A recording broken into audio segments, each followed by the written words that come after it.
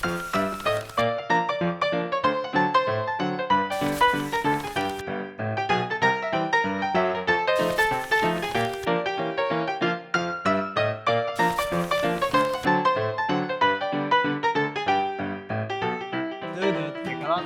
arkadaşlar, videoya hoş geldiniz. Bu videoda size Sincap Camping'i tanıtacağız. Kaz Dağları.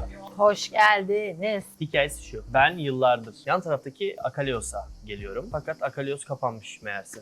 Geldiğimizde öğrendik. Ve bir süredir de hemen burada, yani çitler ortak. Çitin diğer tarafı Akalios. Bir süredir de merak ediyordum. Burada neler oluyor? Burada insanlar neler yapıyorlar diye. Kısmet bugüneymiş. Sincap Camping'e gelmiş bulunduk ve size orayı anlatacağız. Buradaki imkanlar nedir, tesis ne sağlıyor, konaklama seçenekleri neler gibi. Ve bunun yanında benim bir kamp maceram yok. Daha Evet. önce yaşadım. Bu benim ilk kamp deneyimim. Aynen öyle. Benim sevgilimin ilk kez Evet. Ben kampa hayatımda ilk gelişi bu. defa çadırda uyudum dün gece. Nasıldı? Yani evimde uyumaktan bir tık rahatsızdı çünkü o da sıcaktı yani. Öncelikle ben bir silterin değilim, onu söyleyeyim. Ama bazı notlarımız var. Paylaşacağım sizlerle. Konumla başlayacak olursak burası Kaz Dağları'nın etekleri, yani Edremit Körfezi'nin başı diyebiliriz. Zeytinli Rock Festivali'nin yapıldığı yeri düşünecek olursanız onun biraz daha yukarısı olarak Eski Zeytinli Rock Aynen. Festivali. Ay. Eski gidi Zeytinli Rock Hak, hukuk, Festivali. adalet be kardeşim. Tamam. Korkmazsın. Zeytinli köyünden yukarıya doğru çıktığınız zaman bulunduğumuz konuma geliyorsunuz. İstanbul'dan 4-4,5 saatlik falan bir yolculuk. Bence durmasaydık birkaç kere 4 saate gelirdik. 4 saatte evet ulaşırdık. Zeytinli köyünü geçtikten sonra yol biraz daha sapa oluyor. Tabii asfalt yok ve burada hem eğimli olduğu için hem de kışın çok fazla yağmur olan da bir yer. O yüzden toprağın altındaki taşlar çok fazla çıkıyor normal olarak. Asfaltta atmamışlar. Atılmasını tercih etmem. Bu şekilde kalmasını tercih ederdim ben zaten, yani bakir olmasını. Ama Duygu aynı şekilde hissetmiyor galiba Öyle çünkü mi? bir anda bir bakış attı. Yani çok uzun olmasa da kaç dakikalıktı? 7-8. Evet, ben de 5 diyecektim peki. 7-8 dakikalık bir yolu yani 20 ile Şöyle gitmemize rağmen Şöyle bu şekilde geldik. Ben Aynen öyle birazcık geldik bu arada. midesel zorluklar yaşadım ama okey, yani handle edilebilecek bir zorluktu. Ve daha sonrasında geldik. Akalios baktık kapalı. Ali abiyle bir selamlaştım. Ali abi bizim normalde çadır attığımız yerlerden bir kısmını bostana çevirmiş ve domateslerini suluyordu. Onunla biraz sohbet ettik. Maalesef Kartalkaya'daki yangından ötürü Turizm Bakanlığı tepki gördüğünden dolayı bir alarma geçmiş ve çok fazla denetime başlamış. Denetimden etkilenen yerlerden bir tanesi de Akalios. Burayı çok uzatmıyorum. Sincap kampa geri dönecek olursak girişte zaten sizi bir otopark karşılıyor. O yüzden arabayı park etmekle ilgili bir probleminiz yok. Çok sıkış tıkış bir yer değil yani. Bu çok iyi bir şey. Evet, bu avantajlı bir şey. Ayrıca girişten itibaren de yol döşenmiş. O yüzden konaklayacağınız yere kadar malzemelerinizi taşıyabilirsiniz. Bu avantajlı bir şey. Daha önce kampa gitmediyseniz bunu söyleyeyim. Yani arabayı bıraktıktan sonra kamp atacağınız yere kadar yürüyerek eşya taşımak problemli bir şey. O yüzden kamp yerinize arabadan doğrudan eşyaları indirmek burada güzel bir avantaj sağlıyor. Fakat tabii direkt önüne park edemiyorsunuz. Çünkü ben burada bir araba kalabalığı yapmak istememişler normal olarak. Burada olduğunuz zaman siz de onu tercih etmezsiniz. Yani arabalarla göz göze iç içe olmak istemezsiniz burada. Çünkü Bence çok daha organik bir ortam var zaten. Videolarda da göreceksiniz. Yani çok güzel bir yeşil alan var. Kesinlikle mesela burada bunu sağlamak çok zor çünkü hava çok sıcak. Çok güzel bir çimenlik alanı var. Bunun bakımı oldukça mesaili ve masraflıdır diye tahmin ediyorum.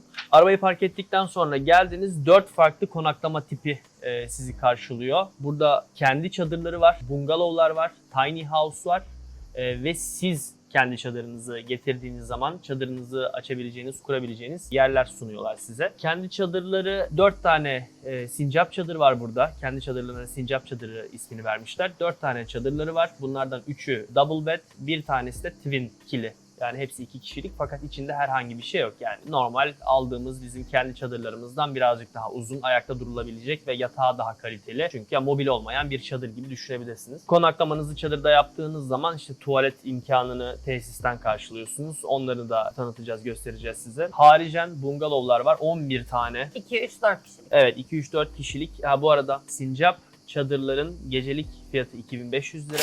Bungalovların 2 kişilik olanları 4000 lira gecelik. 3 ve 4 kişilik olanlar 5000 lira. Toplamda 11 tane bungalov var. 2 tane de tiny house var.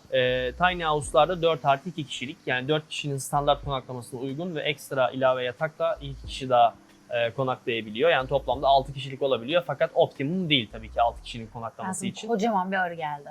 Olabiliyor. Burada öyle şeyler var. Yapacak bir şey yok yani. Bittiği sürece sıkıntı. Onun ücreti de gecelik konaklama 6.000 lira. Güzel olanaklardan bir tanesi şu. Çadır konaklaması için yani kendi çadırınızı getirdiğiniz zaman gecelik 750 liralık bir ödeme alıyorlar. Kişi başı değil mi? Çadır başı. Kişi başı. Kişi başı 750. Ha, Akalios'ta çadır başı 750. Ha. Ama yemek var burada çünkü. Evet, onu söyleyecektim şimdi. Burada kişi başı bir 750 lira ödüyorsunuz kendi çadırınıza geldiğiniz zaman, fakat kahvaltı buna dahil. Böyle bir avantajı var. Ve kahvaltı güzeldi bu arada bence. Kahvaltısı Bence güzel. lezzetliydi. Ortalama üstü bir kahvaltıydı. Evet, ben de öyle derdim ama bunun bu ortalama üstü kahvaltının sırrı da sanıyorum mutfağın çok gelişmiş olmasından ziyade çevredeki ham maddenin kaliteli oluşu. Yani güzel bir domates yiyorsunuz mesela. Çünkü Edremit'tesiniz. Güzel bir zeytinyağlı bir şey yiyorsunuz. Çünkü Edremit'tesiniz. Ama çeşit de güzeldi. Anlamadım? Çeşit de fazla ve güzeldi. Ya fazla denmez, Fazla yanlış diyemem. oldu. Sadece Burası çeşitler için güzeldi. uygun. Ortak alan kullanım olarak çadırda kalacak olanlar için bir restoran var. Toplamda 4 tane tuvalet var. 2 kadın 2 erkek olmak üzere ayrılmış. 2 ya da 3 tane galiba duş kabini var. Soyunma kabini var. Soyunma kabini var. Ortak bir mutfak kullanımı yok. Evet, ortak bir mutfak kullanımı yok. Yani burada diğer kamp alanlarındaki gibi, yani mesela Akalios'taki gibi kendi yemek malzemelerini getirip buradaki ortak mutfakta pişirip onu yemek gibi bir imkanınız yok.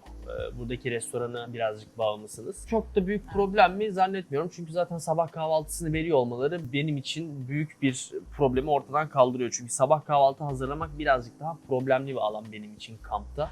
Böyle bir yerde olduğu zaman çok da büyük problem değil ama yani doğanın ortasında olduğun zaman mesela uyandığın zaman yapman gereken ilk iş sönmüş olan ateşi tekrar besleyip harlamak oluyor. Ateş yanmak zorunda çünkü kampta. Burada öyle şeyler yok tabii ki ama yani yine de kahvaltının hazır oluşu büyük bir Evet. avantaj sağlıyor. Orada bu akşam anlamda. yemekleri de var.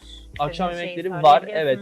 söyleyebiliyorsunuz. İçecektir, alkoldür hemen vesaire hepsi var. ızgara çeşitleri dendi, mezeler dendi. Hamburger Buraya vesaire de duydum ben. evet, yani şeyi de ekleriz. Menünün Menüsü varmış, evet. görselini de ekleriz. Oradan da bakabilirsiniz. Fiyatlar menüde yazıyor mu şu an ezbere bilmiyorum ama yani işte çay, su 20 lira, bira 200 lira. Bu arada alkol imkanı da sağlıyor. Yani burada şu an görüyorum işte rakı var. Bolca'da şarapları var ya. Bence bu Evet, çok iyi bir olay. bu Bolca'dan bu bir şaraplar avantaj var. mesela. Standart bir şarap değil, Evet. güzel bir şaraba erişiminiz var burada. Bira verebiliyorlar. Gin, vodka, birkaç çeşit rakı var hatta gibi görüyorum.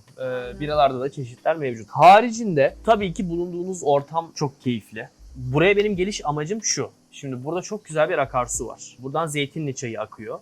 Zeytinli Çayı akıyor olmasaydı bu sıcakta burada olmayı tercih etmezdim. Çünkü şu an Temmuz'un 27'sinde miyiz sevgili? Oo, benim zaman gitti.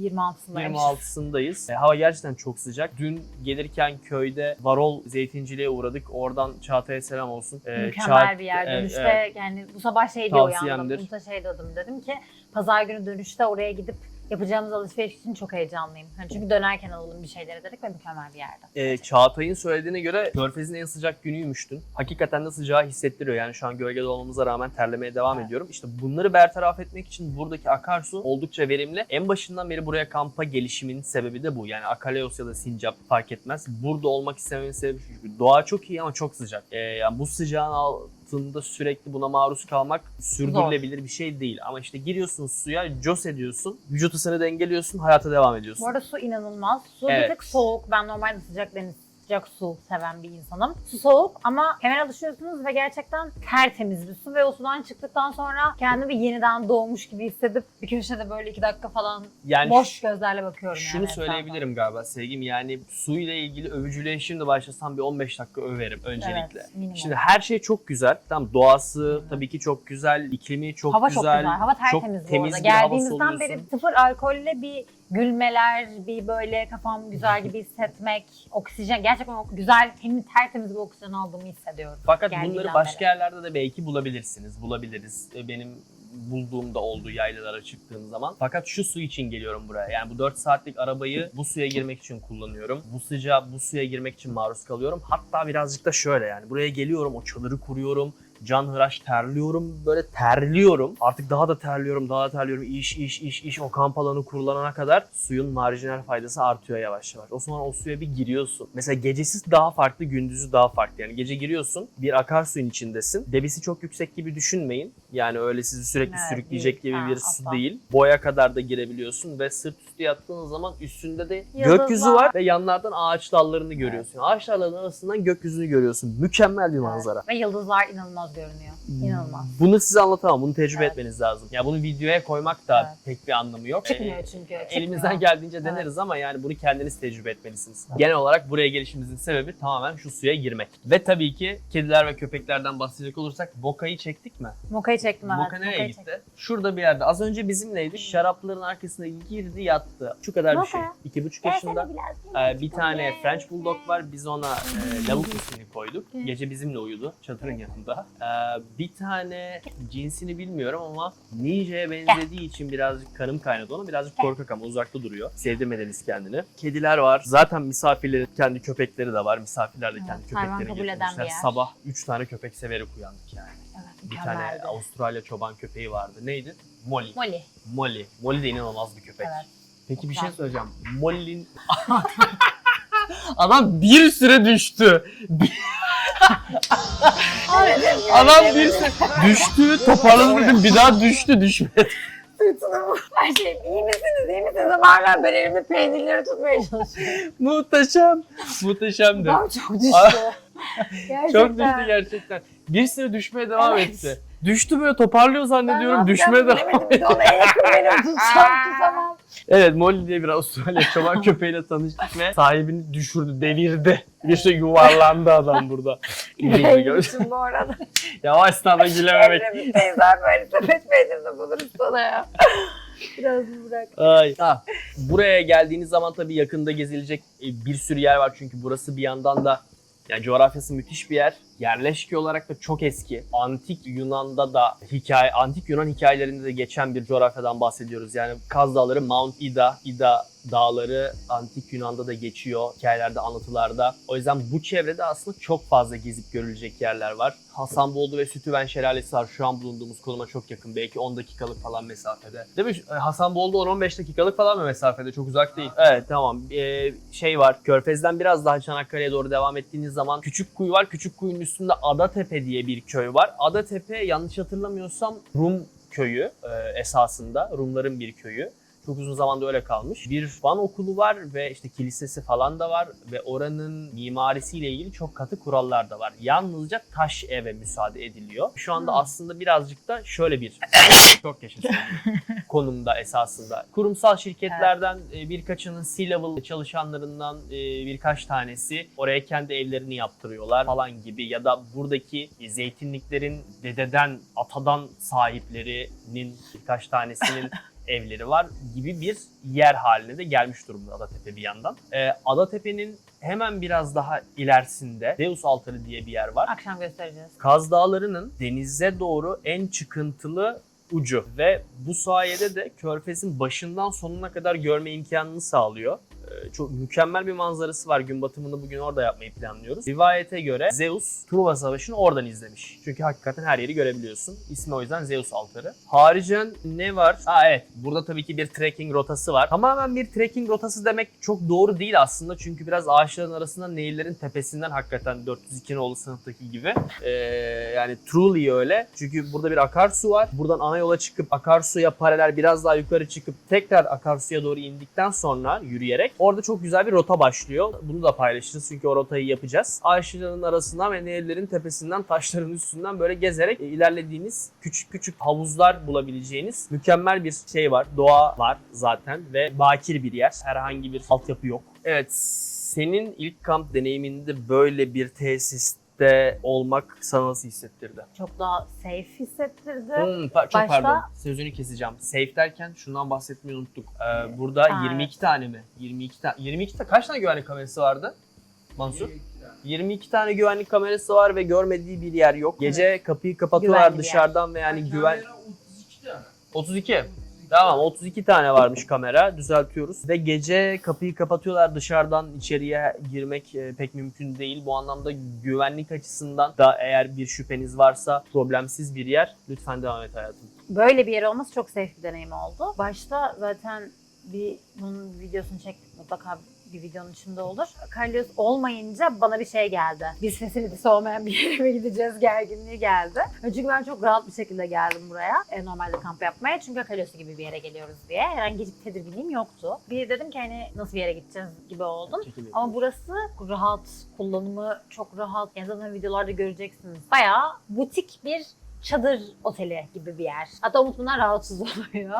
Evet, Ama yani- ben de diyorum ki baby steps sevgilim. Evet. Benim buna ihtiyacım vardı. Çünkü ilk defa çadırda uyumayı deneyimledim ama ben bence yani az önce bir küçük bir sinek problemi yaşadım ben orada bir tek başıma. Bir de dün bir French Bulldog'u yaban domuzu zannettim. Onun dışında Hayır ama o sohbet şey oldu. hayatım, o sen aklın sana oyunlar oynadı. Evet, dün ben işte O halüsinasyonlar lav- falan lav- gördüm. Lavuk diye bahsettiğimiz French Bulldog'la tanıştığımız şöyle. Ben çadırı kuruyorum. Bir yandan French Bulldog yanaşıyor ve Duygu'nun şöyle bir tepkisi oldu. Bir şey Hayatım, geliyor. bir şey geliyor. Ve ben çadırın içine Domuz mu kaçıyordum o? bu arada. diye bir Çadırın içine giriyordum yani. Çadırın içine girip kendimi kapatacaktım çadırın içine. Çünkü domuz Ama yok yani o bir şey bence. söyleyeceğim. Lavuğu da bulursak bir gösterelim. Lavuk zaten kesin çıkacak. Ben Yani en azından ben telefondan çektim fotoğraf ve videolarını illa gösteririm. Hayır lavuk, hayır lavuk. Aa koşabiliyor, lavuk koşabiliyor. Lavuk gerçekten. Lavuk çünkü bir yandan domuza da benziyor. Gerçekten içinde de kuyruğu, domuz kuyruğu var. Neyse onun dışında ilk defa kamp yapacak bir kişiye göre bence Çok uygun. perfect bir yer. Evet, çok uygun. Yani ilk defa Kesinlikle kamp okey. yapmak istiyorsanız Çünkü bence konforlu bir yer. Ben bu zamana kadar Evet. 27 yaşındayım ve 27 senedir konformist bir insan olarak tanımlayabilirim kendimi. Konforlu bir yer. Hasan uğrayacağım yanına. Oraya mı geçiyorsun?